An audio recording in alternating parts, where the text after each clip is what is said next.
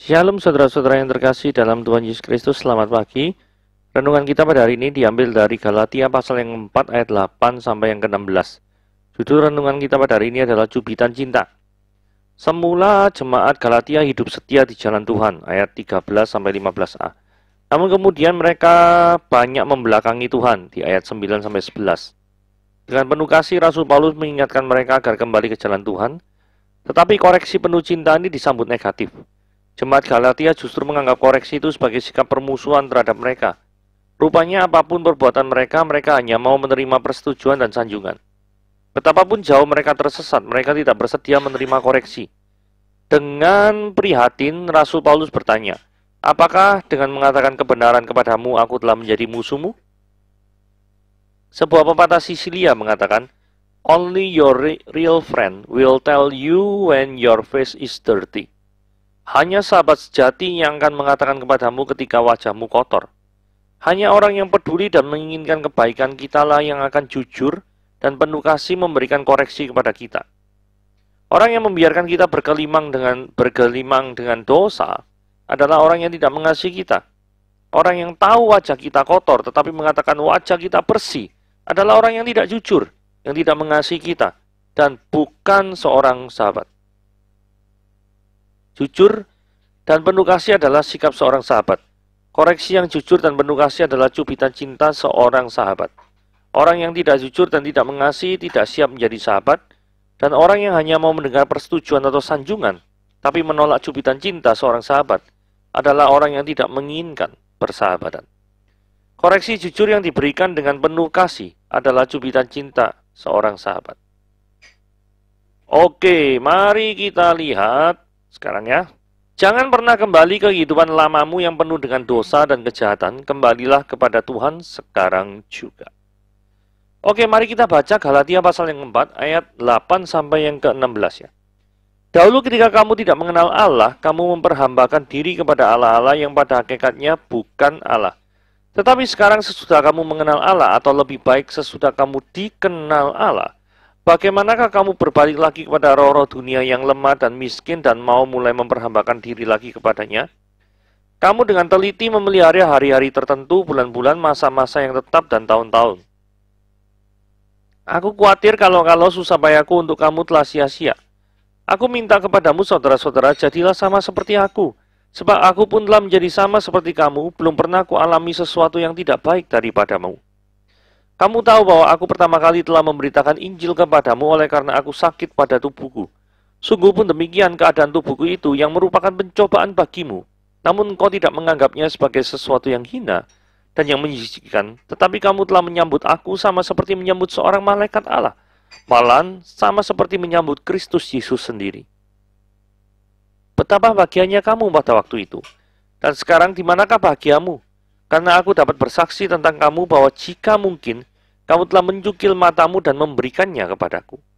Apakah dengan mengatakan kebenaran kepadamu, aku telah menjadi musuhmu? Saudara, mari kita lihat ayat 8 ya. Sebenarnya kita bertanya-tanya ya. Apa sih permasalahan di jemaat yang ada di Galatia itu ya? Nah, kita fokus pada ini ya. Kamu memperhambakan diri kepada Allah-Allah yang pada hakikatnya bukan Allah. Jadi Allah-Allah yang dimaksud di sini adalah penyembahan berhala atau kepada sesuatu yang kita anggap benar, padahal sebenarnya itu keliru. Nah, kalau kita baca pada konteks dekatnya, yaitu di pasal yang ketiga surat Galatia, ini merujuk kepada orang-orang yang percaya keselamatan melalui hukum Taurat atau perbuatan baik. Maksudnya daripada memperhambakan diri pada Allah-Allah itu seperti itu. Galatia 3 ayat 1 ya. Hai orang Galatia yang bodoh, siapakah yang telah mempesona kamu? Bukankah Yesus Kristus yang disalib itu telah dilukiskan dengan terang di hadapanmu? Ya toh? Harusnya kan yang mempesona kamu itu Yesus gitu loh. Ya tapi kok dilokno bodoh ini. Nah ini ya. Hanya ini yang hendakku ketahui daripadamu. Adakah kamu telah menerima roh karena melakukan hukum Taurat? Atau karena percaya pada pemberitaan Injil? Jawabannya ya percaya pada pemberitaan Injil kan ya. Tetapi, nyatanya orang Galatia ini kembali lagi untuk melakukan hukum Taurat dengan tujuan untuk mendapatkan keselamatan. Inilah sebabnya kenapa kok Paulus menyebut orang Galatia itu bodoh? Kasih karunia Allah itu yang mempesonakan orang-orang yang ada dalam hukuman dosa. Tapi yang mempesona itu dianggap sudah tidak mempesona lagi. Malah tertarik pada yang hukum Taurat. Loh, ini kan aneh. Ayat 5. Jadi bagaimana sekarang? Apakah dia, Tuhan, yang menganugerahkan roh kepadamu dengan berlimpah-limpah dan yang melakukan mujizat di antaramu berbuat demikian karena kamu melakukan hukum Taurat? Atau karena kamu percaya pada pemberitaan Injil? Jadi ayat 5 ini diulangi sekali lagi. 6. Secara itu jugalah Abraham percaya kepada Allah dan Allah memperhitungkan hal itu kepadanya sebagai kebenaran. Jadi artinya tindakan Abraham untuk percaya itu yang ditekankan oleh Paulus di sini. Jadi kamu lihat bahwa mereka yang hidup dari iman, mereka itulah anak-anak Abraham. Jadi kalau ada bangsa Israel itu kan sering kali ya mengaku bahwa wah aku ini anak Abraham, aku keturunan Abraham. Oke, tidak masalah. Pertanyaannya, apakah mereka kalau mengaku dirinya adalah keturunan Abraham, memiliki perilaku yaitu seperti Abraham, yaitu percaya kepada Allah dengan sungguh-sungguh, atau justru mempercayakan diri mereka pada hukum Taurat? Ya, itu jadi permasalahan. Ayat 9. Lebih baik sesudah kamu dikenal Allah. Padahal pertama ngomong, tetapi sekarang sesudah kamu mengenal Allah. Kenapa kok frase dikenal Allah, sesudah kamu dikenal Allah, itu perlu ditekankan.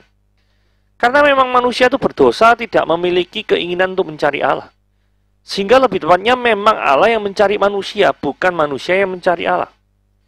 Roh-roh dunia yang lemah adalah kepercayaan atau sesembahan lain selain daripada Yesus Kristus. Jadi maksud Paulus adalah kalau memang sudah mengenal Kristus yang telah berkorban, mati bagi kita dan bangkit untuk menyediakan tempat bagi kita, seperti yang tertulis dalam Yohanes 14 ayat 1-4. Masakan kita mau berbalik lagi kepada kepercayaan yang tidak bisa menyediakan jaminan keselamatan seperti yang Kristus janjikan. Nah, jaminan keselamatan ini seperti apa? Di dalam Efesus 1 ayat 13-14 dikatakan ini. Di dalam kamu juga, di dalam dia, kamu juga, karena kamu telah mendengarkan firman kebenaran, yaitu Injil keselamatanmu. Di dalam dia juga, ketika kamu percaya ya, perhatikan baik-baik ya, dimeteraikan oleh Roh Kudus yang dijanjikannya itu. Nah, ini benar kan ya? Dimeteraikan. Jadi ada tanda ketika seorang itu percaya kepada Tuhan. Dia itu ada tanda, meterai itu tanda. Tandanya apa? Roh Kudus yang dijanjikan itu. Dan Roh Kudus itu adalah jaminan bagian kita sampai kita memperoleh seluruhnya, yaitu penebusan yang menjadikan kita milik Allah untuk memuji kemuliaannya. Jadi ini penting sekali, adanya suatu jaminan. Tuhan menyediakan tempat bagi kita. Ada suatu jaminan di mana Roh Kudus ada di dalam diri kita. Jadi adanya Roh Kudus di dalam diri orang yang percaya itu sebagai tanda, jaminan bahwa orang itu sungguh-sungguh percaya kepada Yesus dan orang itu sudah dilahirbarukan. Karena tanpa Roh Kudus, maka orang tersebut tidak bisa dilahirbarukan. Gitu ya. Jadi seperti itu. Nah, jadi orang bertanya-tanya ya, apa sebenarnya fungsi dari hukum Taurat? Nah, nanti kita lihat ya. Kamu dengan teliti memelihara hari-hari tertentu, bulan-bulan, masa-masa yang tetap, dan tahun-tahun. Ada orang-orang tertentu kan milih, wah ini hari baik, ini hari buruk, ini hari oke, hari tidak oke gitu ya. Kalau bagi kita semua hari oke punya, tidak ada masalah ya. Jadi tidak ada hari buruk, hari baik. Jadi kalau bagi saya buka toko kapanpun, kan ada orang tertentu ya buka toko, buka pabrik, apa milih hari lah apa. Ya semua hari sama saja sih. Tidak ada suatu pun yang ini hari baik, ini hari buruk. Tidak ada urusan. Karena nasib kita itu ada di tangan Tuhan, bukan di hari di mana kita pilih buka toko atau hari di mana kita pilih buka pabrik. Tidak ada urusan. Atau buka apapun itu. Oh, buka usaha apa gitu ya. Seringkali orang milih kayak gitu ya, memelihara hari-hari tertentu. Nah, ini. Nah, kalau kita lihat perilaku daripada jemaat Galatia ini masih menggunakan cara-cara lama.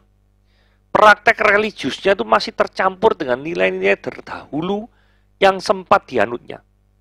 Kalau sebelumnya agama Yahudi pasti sangat menjunjung tinggi hukum Taurat. Tetapi kalau ditanya, apakah memang benar Taurat itu tidak penting sama sekali? Kan ini kan seolah-olah bandingkan, oh iya ini dulu pegang hukum Taurat, sekarang ada zamannya kasih karunia. Seolah-olah kalau dikontraskan itu hukum Tauratnya tidak ada gunanya sama sekali. Nah, ini saya mau katakan ya. Jangan sampai kita terjebak dalam filsafat antinomianisme. Antinomianisme adalah anti terhadap segala sesuatu yang bersifat aturan atau hukum. Jadi kalau misalkan ada orang yang berpendapat, oh kasih karunia, tidak usah lakukan hukum Taurat, tidak usah berbuat baik, lah itu ngawur itu ya.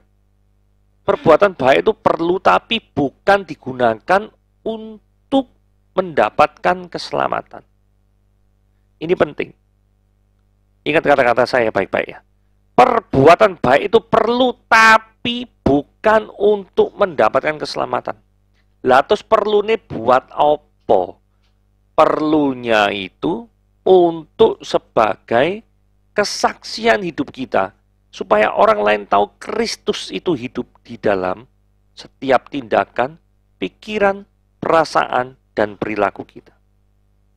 Nah, kalau Anda mau tahu fungsi hukum Taurat seperti apa, mari kita baca Galatia 3 ayat 23 sampai 25. Mari kita baca ya. Ini ayat penting loh ya. Penting ini. Sebelum iman itu datang, kita berada di bawah pengawalan hukum Taurat. Dan dikurung sampai iman itu telah dinyatakan. Jadi, hukum Taurat adalah penuntun bagi kita sampai Kristus datang. Ini fungsinya ya. Supaya kita dibenarkan karena iman. Loh, kok bisa? Ya karena melalui hukum Taurat kita tahu sama tahu kita tidak bisa memenuhi standar Allah.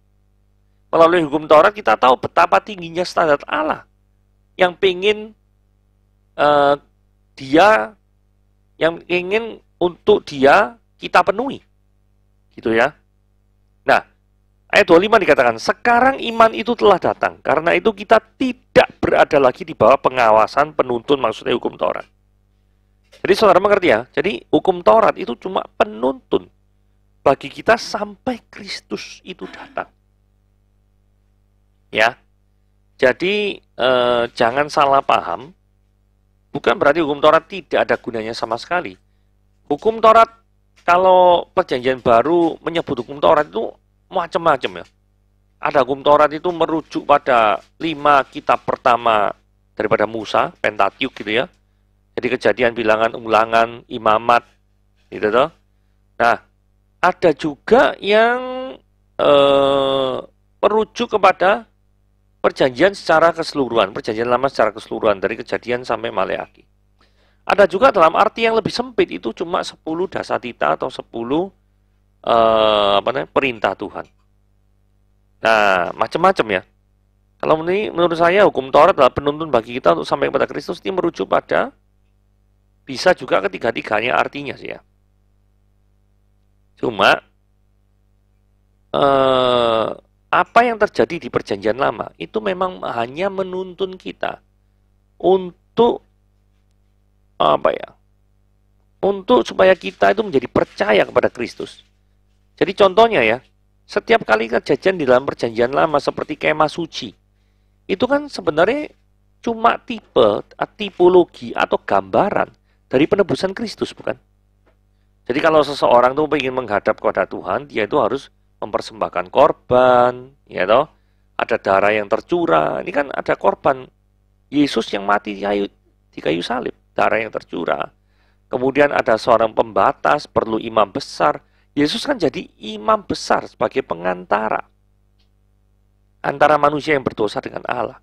Nah, seperti itu kan hanya perjanjian lama itu tipologi daripada perjanjian baru. Begitu ya. Kira-kira seperti itu maksudnya.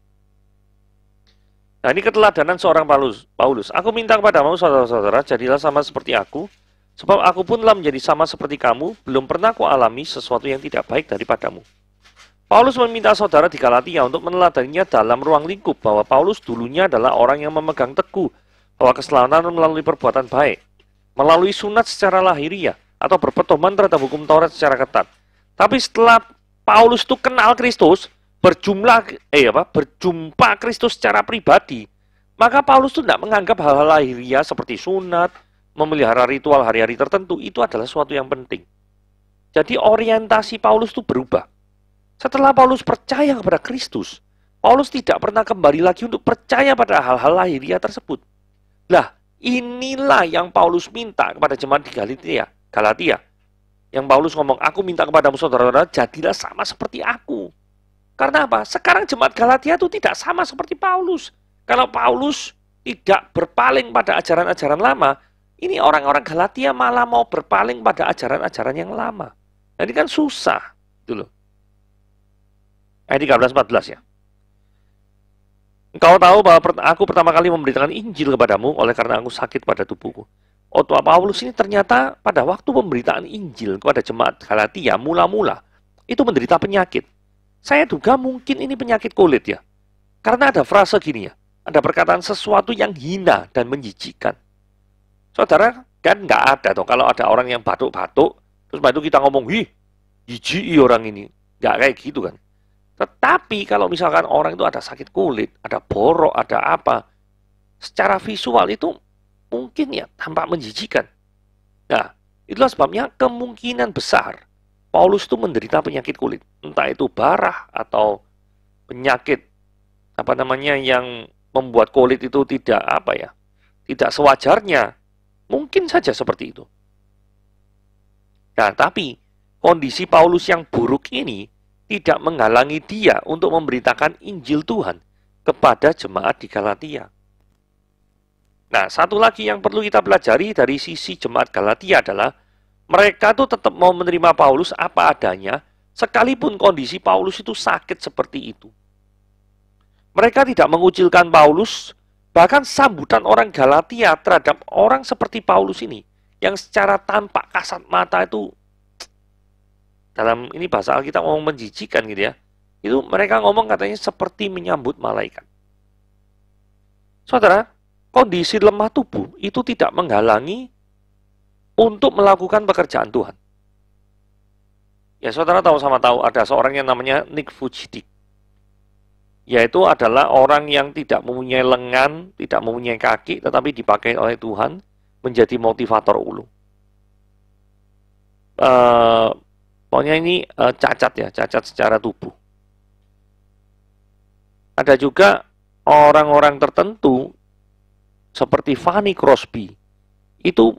Dia itu buta, bukan buta dari lahir ya. Pada waktu itu tidak salah dia itu sakit dari kecil atau umur berapa. Kemudian dokter itu salah suntik. Nah, ketika salah suntik, nyerangnya itu nyerang mata. Sehingga dia akhirnya besarnya itu jadi buta.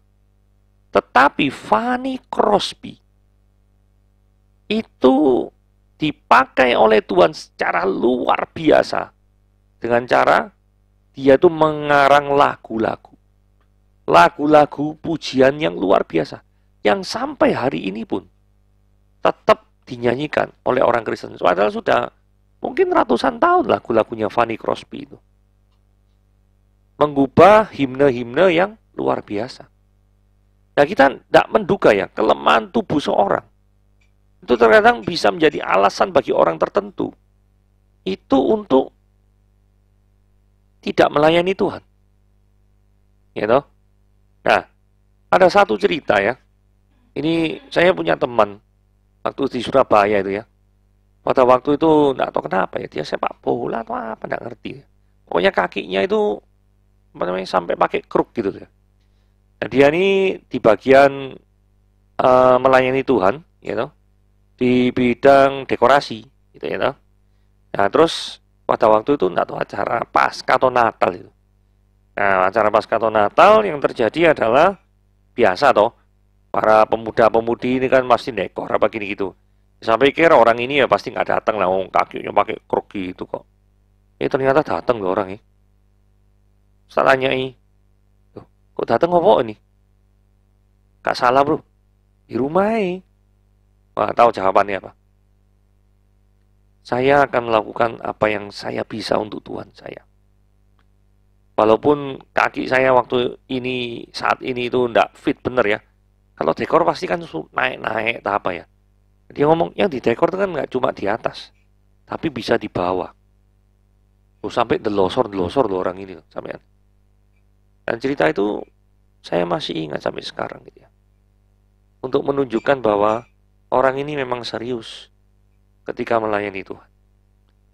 Jadi kondisi yang lemah tubuh tidak menghalangi seseorang untuk melakukan pekerjaan Tuhan. Ya, itu sudah ada beberapa contoh-contoh yang harus kita renungkan ya. Kebenaran soal nyaman atau tidak nyaman bukan soal nyaman atau tidak nyaman, tetapi kebenaran adalah berbicara tentang fakta yang sebenarnya. Saudara, ayat 15 ini agak aneh ayatnya ya. Betapa bahagianya kamu pada waktu itu. Wah, Paulus ngomong, kamu waktu itu sukacita lu, semangat lu, walaupun aku nih waktu itu sakit, ya toh, tapi kamu tetap nyambut aku, luar biasa.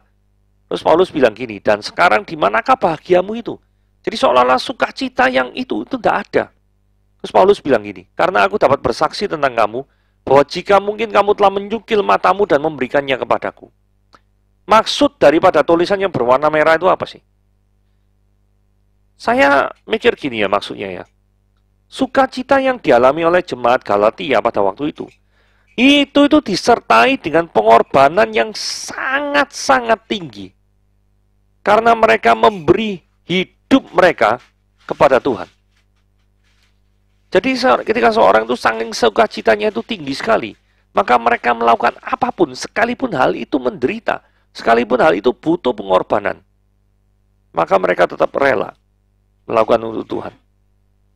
Kan dikatakan ini, jika kamu mungkin, kamu mencukil mata itu kan ya butuh pengorbanan tuh ya. Mengorbankan sesuatu yang paling berharga. Tapi, hal yang demikian itu tidak terjadi. Tidak terjadi di jemaat Galatia yang sekarang. Dulu mereka mengalami pengorbanan, rela memberikan pengorbanan seperti itu. Tapi kok ya sekarang tidak terjadi seperti itu gitu loh. Ayat 16. Nah, Paulus kan membeberkan fakta ini semua, menegur jemaat Galatia toh. Ayat 16 ini ayat terkenal ya. Apakah dengan mengatakan kebenaran kepadamu, aku telah menjadi musuhmu? Saudara, pernyataan ini mengandung pengertian gini ya. Tidak selamanya kebenaran itu menyenangkan hati atau memberikan kenyamanan. Teguran seringkali melukai hati. Tetapi isi dari teguran itu tersebut benar adanya. Nah terus kenapa kita sakit hati? Karena ego kita tidak mau dikoreksi. Dan kenyamanan kita tidak mau diganggu oleh orang lain. Wis pokoknya kayak gini, pokoknya aku nyaman. Terus kon menengok gitu ya. Kamu dimo ae. Ojo kakean cangkem, nah itu ya. Bahasanya kan seperti itu. Jangan banyak bicara. Ya toh. Gak usah terlalu banyak bicara, jangan banyak cincong. Gitu. Nah, seringkali karena ego kita yang lebih tinggi, ego yang tidak mau tunduk kepada firman Tuhan, itu yang menyebabkan kita itu adalah menganggap musuh orang-orang yang menegur kita. Padahal mereka menegur kita itu dengan tujuan untuk sayang, bukan cari musuh. Tetapi karena ego kita yang tidak mau dikoreksi, maka kita menganggapnya mereka adalah musuh. Itu ceritanya. Jadi hati-hatilah. Terkadang penilaian kita terhadap orang lain itu bias. Disebabkan karena ego kita yang terlalu tinggi dan tidak mau menundukkan diri kepada firman Tuhan. Oke, renungan harian kita sampai di sini. Tuhan Yesus memberkati.